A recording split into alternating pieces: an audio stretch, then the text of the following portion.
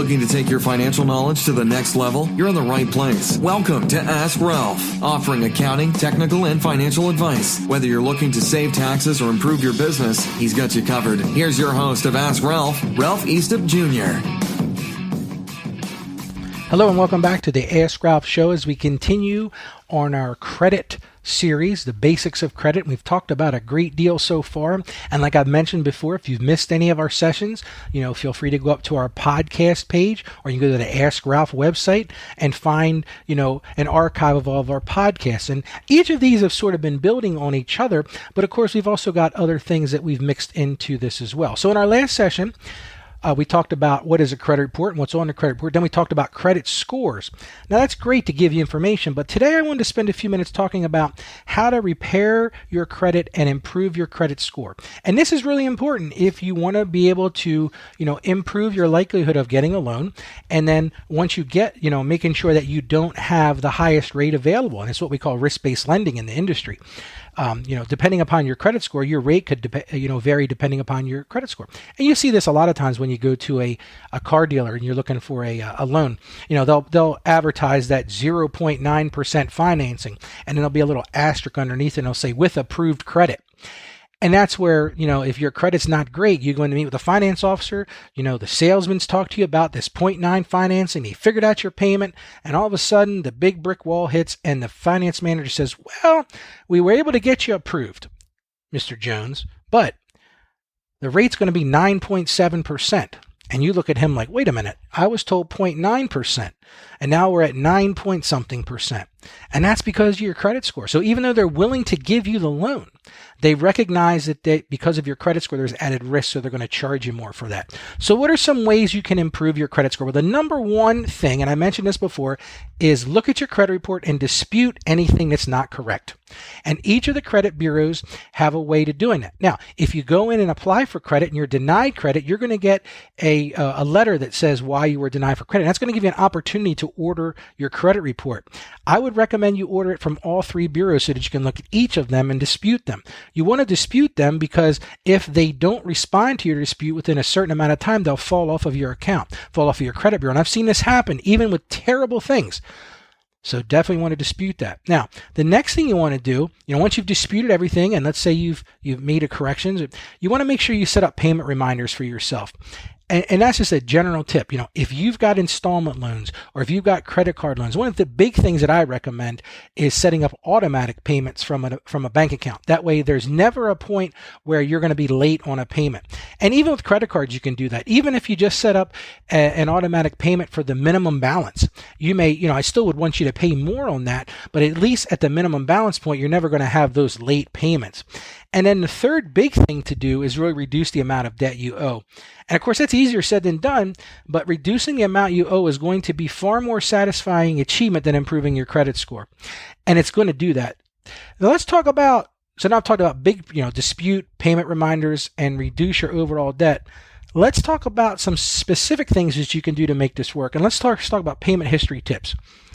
Contributing 35% to the FICO score calculation, as we talked about in the last session, payment history is a big part of that. It's got the greatest effect on improving your scores, but past problems like missed or late payments are not easily fixed. So what's the big deal here? Number one, pay your bills on time. It's the most important thing. Delinquent payments, even if only a few days late, and collections can have a major impact on your FICO score. Now, the truth is, if you're less than 30 days late, the likelihood of that being reported is very small. Most lenders are not going to affect your credit until you're at least 30 days late. But now remember, once you're 30 days late, you're in a danger zone, and they may very well report that. So if you miss a payment by a few days, make sure you make that payment. Don't think, okay, I'm just going to go ahead and make the next payment. That's a bad plan. Go ahead and make that payment, even if it's late. Pay the late fees, because chances are it's not going to show up on your credit report. And like I said here, if you've missed a payment, get current and stay current. The longer you pay your bills on time after being late, the more FICO score should increase. So let's say you have a situation where you lose your job or you have an unexpected bill and you do go 30 days late. The key is to get that issue rectified and get right back into the point of paying your bills on time. Because as that as that period starts to increase, the amount of time between those, your FICO score is going to increase. You also need to be aware that paying off a collection account will not remove it from your credit report. It's going to stay on there for 7 years. Now, that being said, this is an area where you can dispute. A lot of collection agencies, if you say to them, listen, I will pay this debt, but I want that removed from my credit report like it was never there in the first place. You might not win on each one of those, but it's certainly worth asking the question. And if you're having trouble making ends meet, contact your creditors or see a legitimate credit counselor. And I'm not even going to get into that because that's a whole nother discussion, a rabbit hole of discussion I don't want to go down.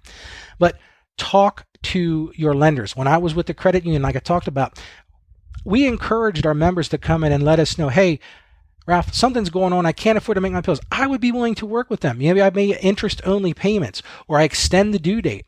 It's when we don't hear from you that we can't do much. So if you've got a problem, be proactive and contact your lenders. Now, maybe not all of them will work with you, but if some of them will work with you, it'll certainly make a better impact on your credit report if you don't have those negative things on your credit report. Now, the other big one, and this is 30% of your FICO score, is the amount owed. So what can we do to work on that? Well, the big thing here is keep balances low on credit cards and other revolving credit.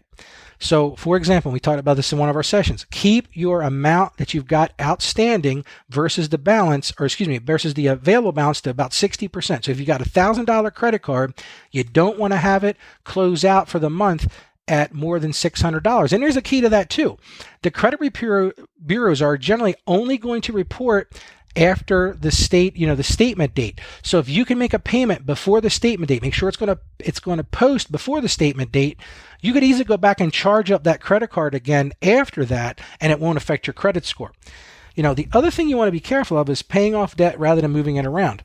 One of the ways to improve your credit score is by paying down your revolving credit card debt. In fact, owing the same amount but having fewer open accounts may lower your score. So be careful about just moving, from thing one to thing two.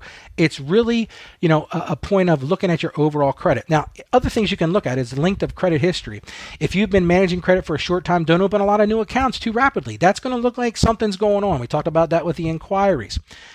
If you're shopping for a loan, make sure you've looked at that for a focused period of time. FICO scores distinguish between a search for a single loan and a search for many new credit lines, in part by the length of time over which inquiries occur. So this is that whole discussion we talked a little bit about with the cars. What they're saying here, and I don't know whether this is accurate or not, but they keep saying this, is if you're out car shopping and they see many inquiries on the same day, they really don't count those against you. I still say, make sure that you're not sitting with every finance manager and giving them all the information so that they're pulling your credit each time. And if you've had problems, reestablish your credit. Work with a lender that's willing to work with you and make sure that you pay all your items on time. Make sure that you honor your credit. And like I said before, make sure that you're taking a look at your credit report so that you don't have issues that can't be rectified.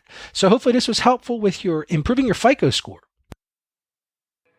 You've been listening to Ask Ralph, brought to you by Saggio Accounting Plus. Please subscribe to and rate our podcast on Apple Podcasts or wherever you get your podcasts, and leave us a rating and review. Our podcast is produced by Carolyn Peters. Thank you for listening, and be sure to like us on Facebook and follow us on Twitter at Ask Ralph Media. You can also hear me each week on 1450 WILM and on 1410 WDOV in Delaware, and on the iHeartRadio app. Submit your questions or ideas for future shows by sending an email to AskRalph@AskRalph.com.